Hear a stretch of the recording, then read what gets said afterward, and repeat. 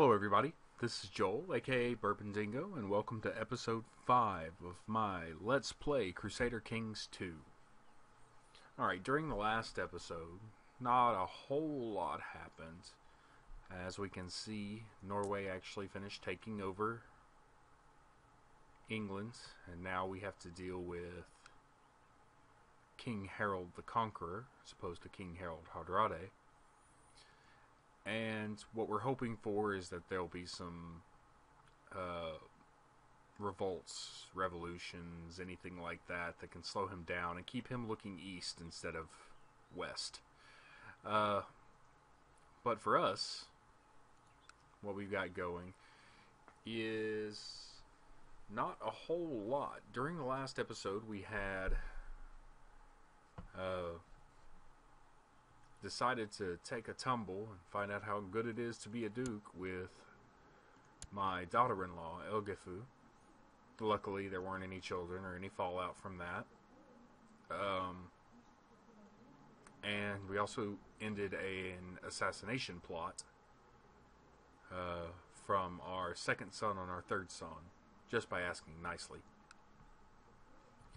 So right now what we're trying to do is get a claim on Gwent, and what I'm going to do is I'm actually going to go ahead and just move him over to take a claim on Glamorgan if I can get it.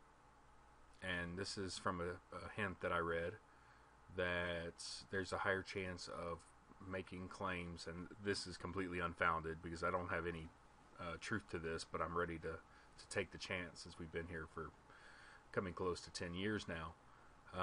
If you switch every few years between what you're trying to do. So we're just going to give it a try. If we get up to 1076, we haven't gotten a claim, we'll jump them back over. The only other thing we might do this episode is press the claim on Dyfed, possibly for one of our we also have a claim on Scotland because we brought in one of the grandsons. Whenever we brought, after King Malcolm died, we brought back our daughter. But there's also a claim on Dehubarth between 3 of our nieces and nephews.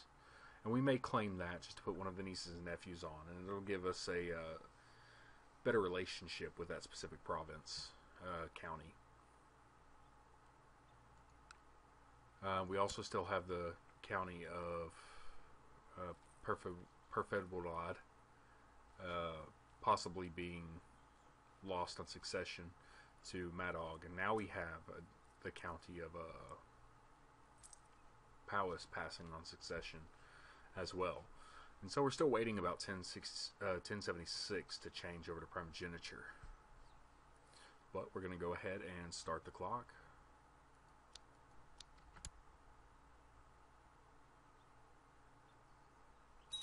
Sorry, was just checking the time to make sure. Alright, we have Millicent has arrived. This would be the lowborn courtier that we married off to our grandson.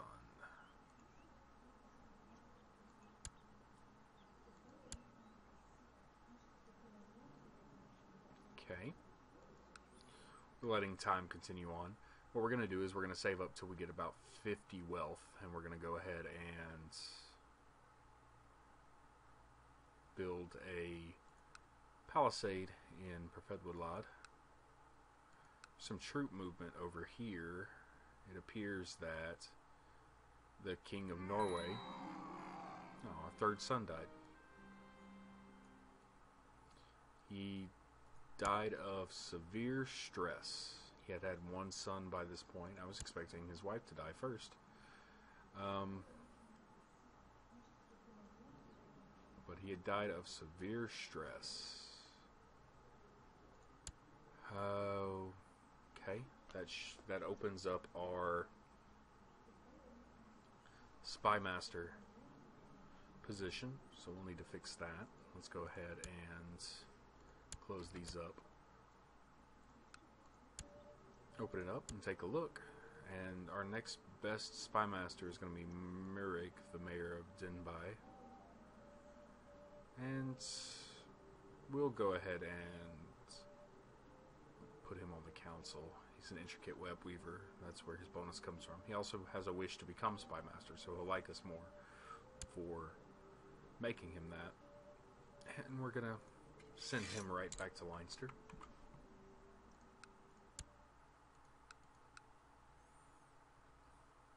Okay. That actually means that title loss moves down one. Meredith would get the county of Powys now if we don't get him set up. But alright, let's continue. And we gained a little bit of money from his death as an inheritance. So we're going to use that money to start up building a wooden palisade. Give it a quick pause real fast, take a look. I believe I may be able to start a summer fair. Now I have to wait at least until May. So we're going to wait until May, and then we're going to start up a summer fair. The next thing we're going to be saving up money for is to purchase an upgrade to the castle village in Gwynedd. The falconer is expecting me as a new hunting bird has arrived and awaits my inspection. Just tell him I am busy. I gain some prestige. I need to go hunting right now. Someone likes me more. And is it bigger than a chicken? Someone dislikes me more. It'd be Mayor Idwal of Radnor. I'm a hunter. I need to go hunting, even if it's with a falcon.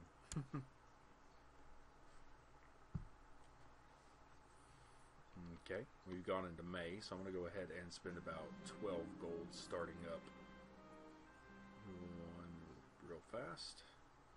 While searching for a lost chalice, I came upon a band of rogues who robbed me. Ah, only lost 5 gold. We still have enough to go ahead and hold the summer fair, which is what we're going to do. I'll use the summer fair to get over being robbed.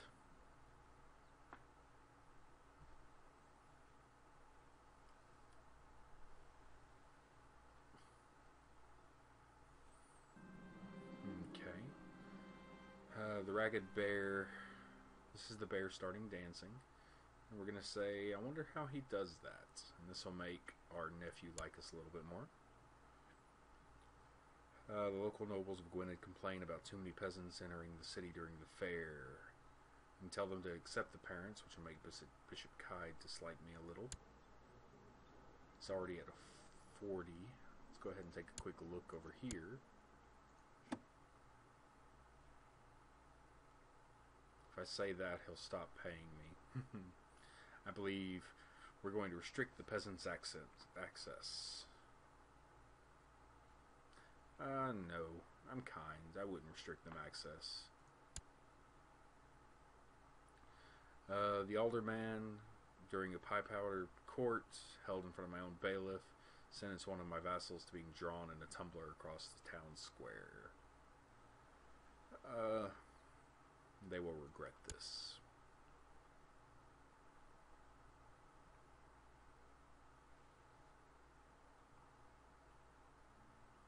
As you can see, he dropped his opinion of me. He's not paying me anymore. He pays his taxes to the Pope. Even if the church, this is the church talking about the jugglers.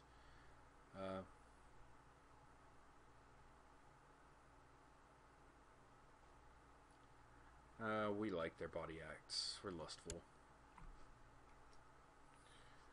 This is another of the pie powder courts. They'll regret it one more time. I had invited a monkey trainer to the summer fair, and the performance went well until one of the monkeys refused to ride on top of a pig. The trainer beat the monkey with a stick, which led to the other monkeys to attack the trainer, biting him and hitting him with his own stick. Shouldn't someone do something? Serves him right. Or he shouldn't have beaten that poor creature. I'm kind, but I'm a hunter, so that's not going to work. We're going to say serves him right.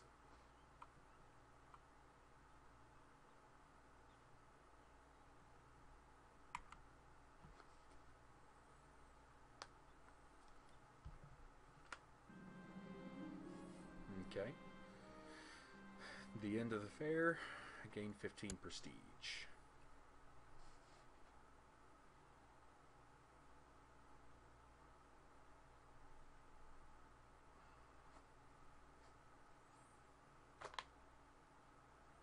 currently we're just going to start saving up until I can afford the castle village in Gwynedd,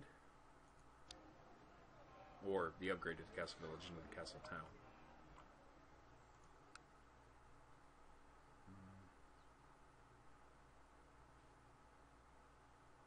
King Harold is slightly got an advantage over his son in the Norwegian Civil War for seniority. Okay.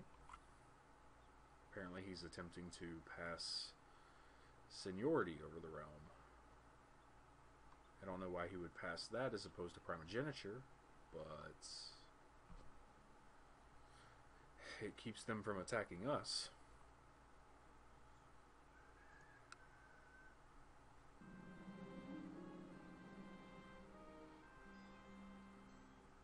Okay, my son Madog asked me for a fief of his own to govern.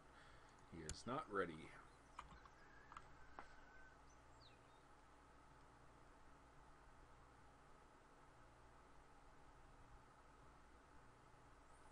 As you can see, whenever he rebelled, we also have the Duke of Orkney, I believe, decided to rebel at the same time.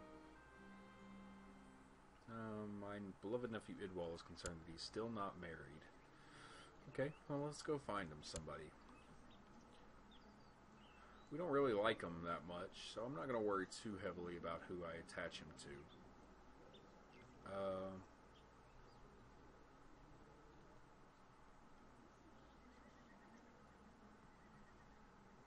We'll at least avoid the negative congenital traits.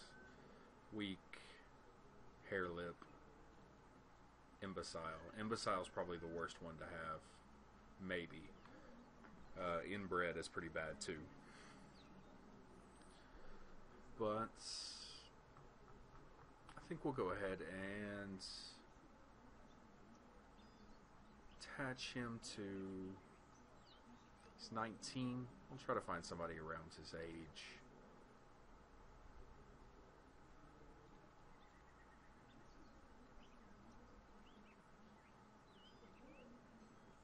"17 and content."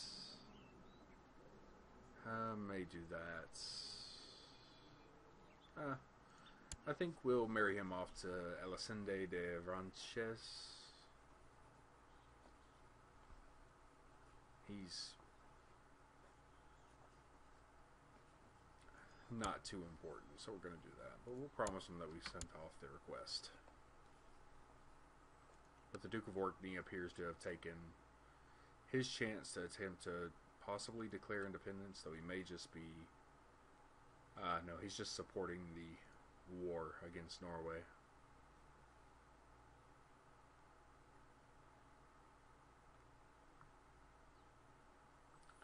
Back down to us.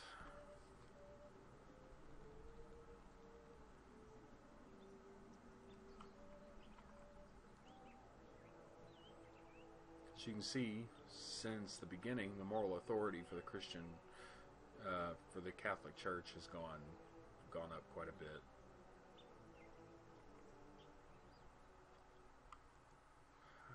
No factions. Currently, the only plot we can have is attempt to kill our wife, which we don't want to do. We like her.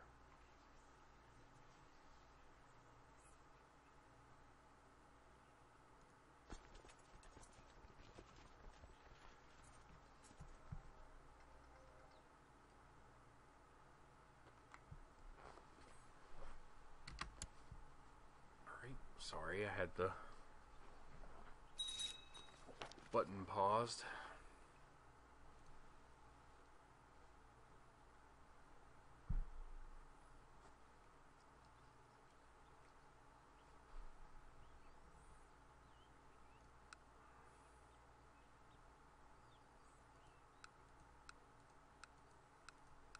There's not really much I can do.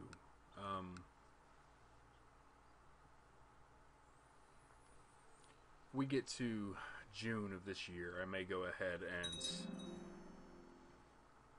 attack Dehubarth and install one of my nieces or nephews in control of it. I may intentionally install a niece so that her vassals like her less, and it's easier to take over later. We apparently stole some more information on technology from Leinster. This time it's siege equipment. Like I said, we're going to wait until about mid-year, so we're going to say July, June or July, and we'll go ahead and press that so you can at least see what a little bit of combat looks like.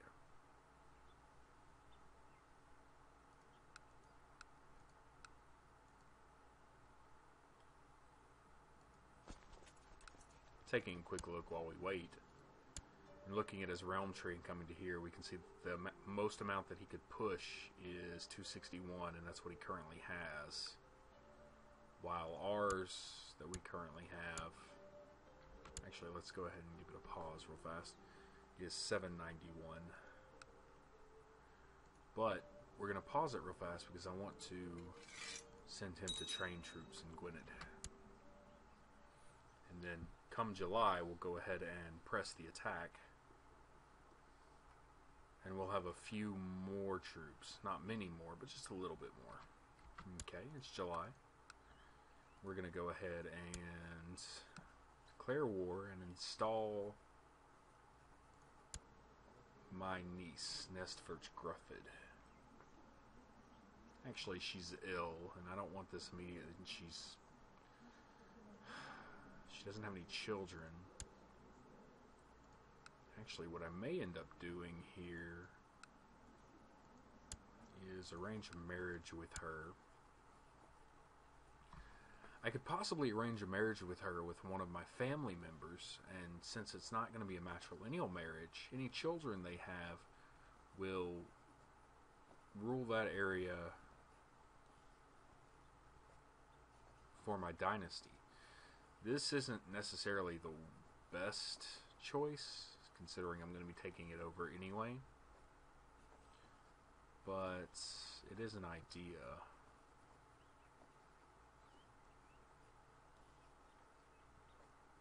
I think I will do that. I'm going to marry her off to my brother, who's content, so he'll continuously like me.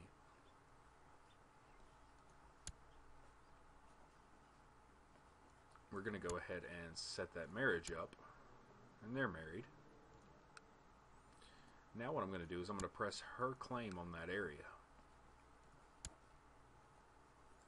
And after I take it, she'll actually become the Duchess of Deheubarth, while my brother will become the Duke. And once he becomes the Duke,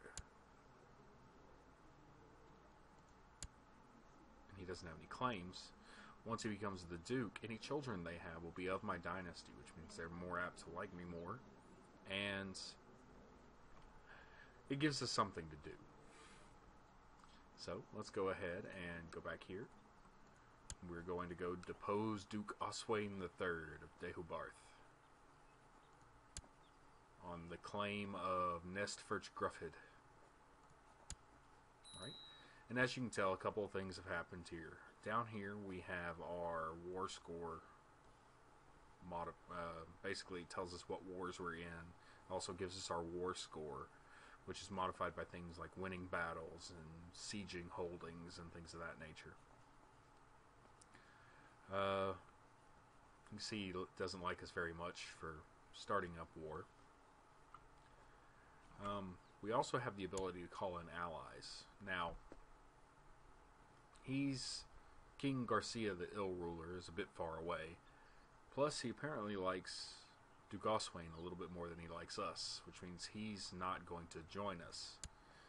Going again, we can take a look at King Sancho of Castile, and he likes us more than our enemies, but he's still kind of far away. And those would be the two that we can call in. We can't call either in, and we're not going to try, because this isn't something we actually need for this combat. What we've done is we've kept the thing paused, because one of the most important things is making sure that you can raise your vassals, which is done that way. And actually, unless I need them, I'm going to not raise my vassal levies. And to combine them as fast as possible. Because he's going to have one army, and we're going to need to be able to beat that army both in number and makeup of our army. So we're going to go ahead and let it start, and as you can see, he's got 261 soldiers. And in the midst of combat, I have a daughter that wants to get married. So let's find her a suitable match. The Duke of Apulia just turned 16. Norman into Hotville. We'll go ahead and marry her off there. She'll become a duchess.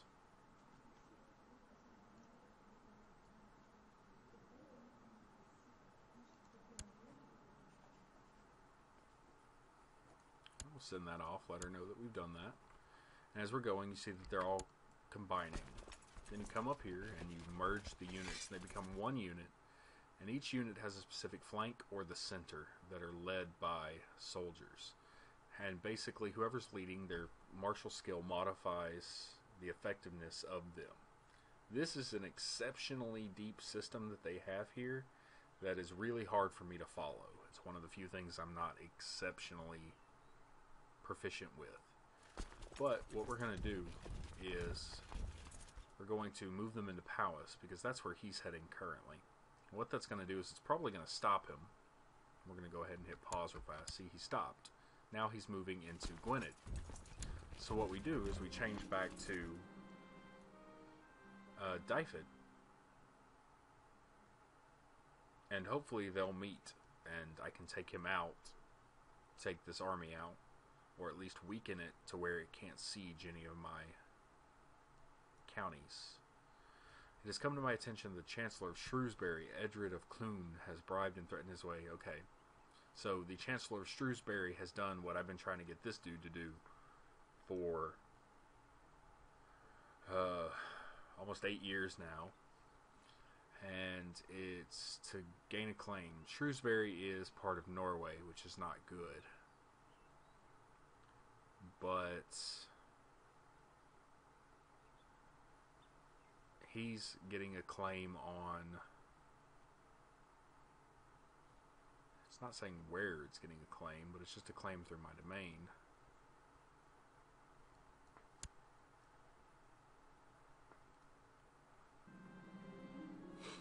And he decided to use it, so we like him less. He's used the claim. That doesn't mean he started a battle with us. It just means that now he can press his claim at a later point to attempt to take our land.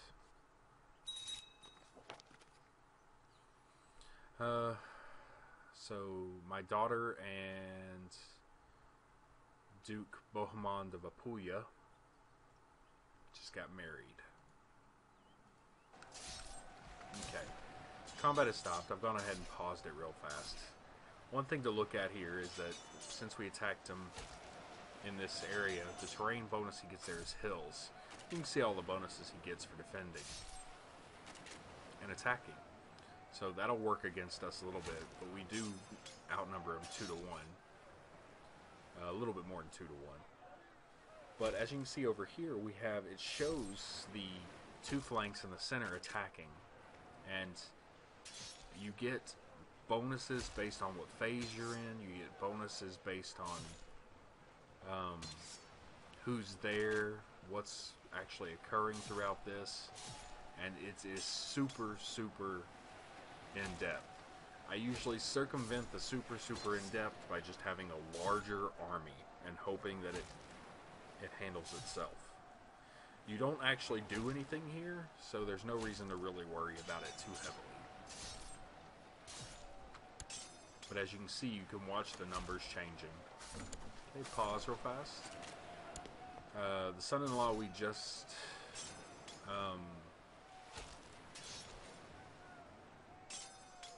married off to is now asking us to join the Apulian Holy War for Sicily. I don't want to lose the prestige. We're currently in our own battle, so what we're going to do is we're going to accept Sicily's way down here, so I'm not exceptionally worried about it. If not too much happens here and this is still going on by that point in time, we may send some people down to actually take part in it. Though that's likely going to be closer to next episode. What we're going to do is we're going to finish up this battle that I'm currently in, and we'll call it quits once I begin sieging.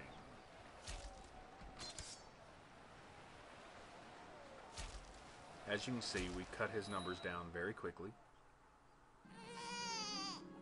Okay, we just had a daughter born. Or a daughter was born to our grandson. So our great-granddaughter. Okay. We have a victory. What you can tell with a victory is how much it changed your war score. So our victory brought our war score up by 17%. And a war score is basically, once you get it to 100%, you've completely defeated them. They'll accept any terms of surrender. How much prestige we gained in the battle and who gained it specifically. And any piety we gained. This is only going to be for holy wars and such. It'll show us how many people we lost. And you can look even closer. You can see that we lost 16 light infantry. I believe that's 21 heavy infantry and 16 light cavalry. Whereas they lost quite a bit of heavy infantry. But we're going to hit okay on that. And as you can see, 42 of them survived. But that little red bar on the left is their morale. You could defeat an army by killing everybody or depleting their morale. And currently, with no morale, anybody that attacks them is pretty much going to defeat them. And send him running again. But the big thing to notice, however, is that while he's sieging us, he's not actually doing anything. He currently has a 42 attackers, but to successfully siege us, he has to have more attackers than we have defenders, and we have 229 defenders, which means that this is basically a lame duck army. It's not going to be able to do anything, and there's no reason to really chase it down. We, on the other hand, have 587 against their 223, and it's basically just a war of waiting now.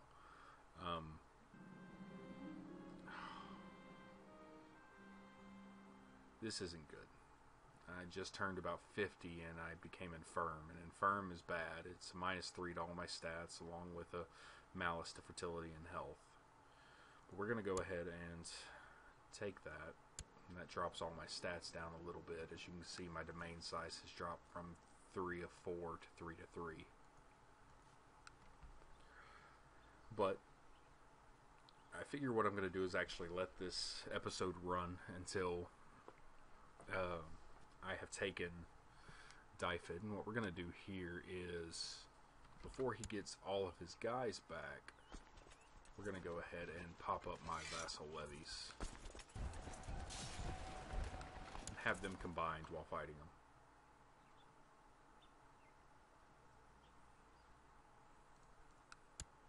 And then we're going to use them to help us speed up the process of taking this.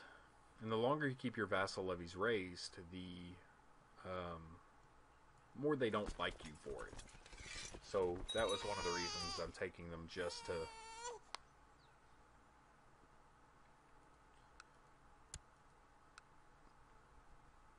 to help with the speed up the siege a little bit.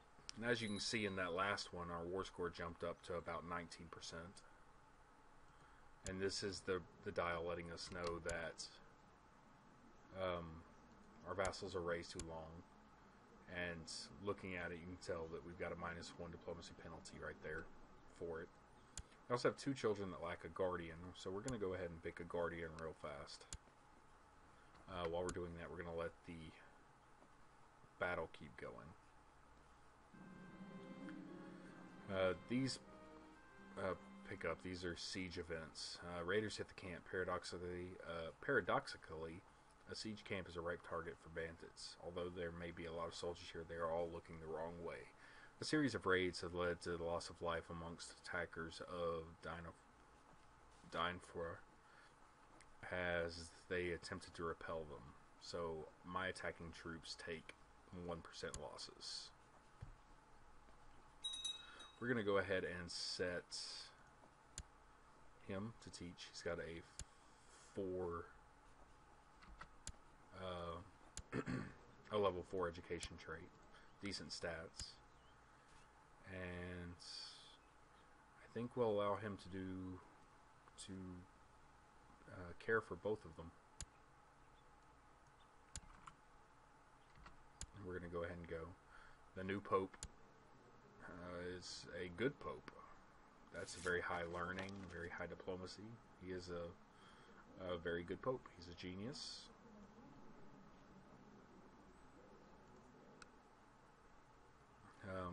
My liege, I write with bad news from Gwynedd. My efforts to squeeze some extra taxes out of the population have met with resistance, and the peasants are arming themselves. So we've just increased a little bit of the revolt risk, and both Bishop Kane and Major Peer dislike me a little bit because of it. You take a look real fast. Pop open the screen here. I want to look at the revolt risk here. As you can see, the revolt risk is currently appears to be 10%. It's currently 5%. So in that instance, what we're going to do is pause real fast, take him off training troops, and have him suppress revolts there until that malice goes away. As you can see, this holy war has prosecuted itself without me being anywhere near it. It's a victory, so that's always nice. And currently, I'm at 50% war score with him. Attempt to offer peace. He's still not going to offer peace. So we're going to have this keep going.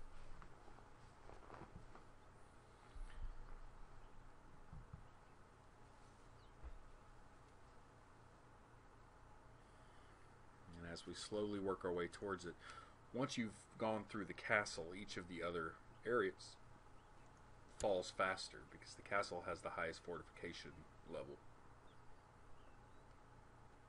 As you can see, it had a 0.3 where the other ones have a 0.0 and a 0.4. Or it had a full 3 where the other ones had 0.0 and 0.4. But this should go ahead and finish it up immediately afterwards. We're going to go ahead and let this end. And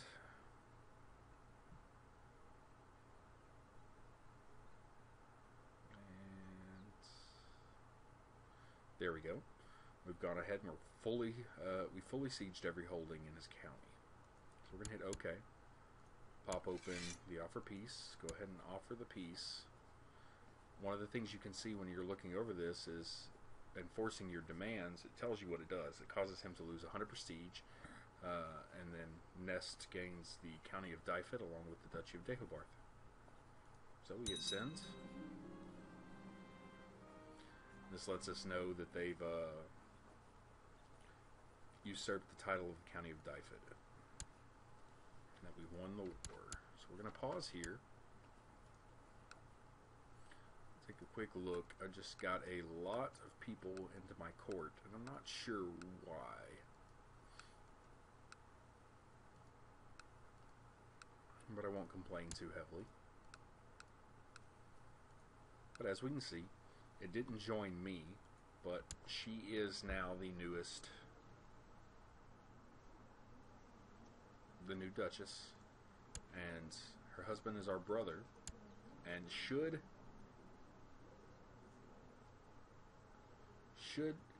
she have his child,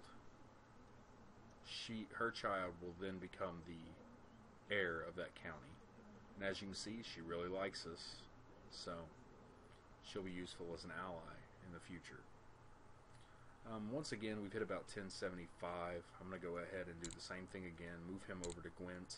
We're going to call it quits. I've been running each of these a little bit long, so I think this is pretty much going to be the general length of them. And with that, I'm going to go ahead and let you guys go, and hopefully we'll do something more interesting next time. Thanks for watching.